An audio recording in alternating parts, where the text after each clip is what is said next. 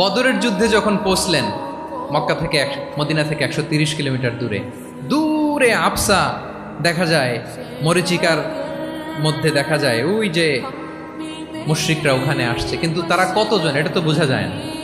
তো কিছু ছেলে এই মরুভূমিতে থাকে, ওদেরকে পানি সরবরাহ করে। এদেরকে রাসূল ইসলাম জিজ্ঞেস করলেন যে কুরাইশরা যে আসছে তারা সংখ্যায় কত, এটা না জানলে তো উনি ওনার ওয়ার স্ট্র্যাটেজি ঠিক করতে পারবেন না, যুদ্ধের কৌশল।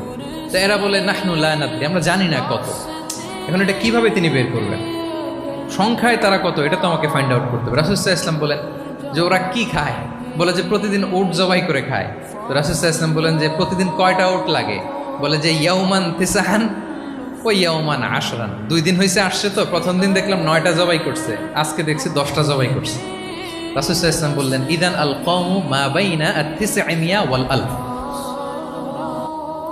তাহলে ওরা 900 থেকে 1000-এর মধ্যে। সুবহানাল্লাহ।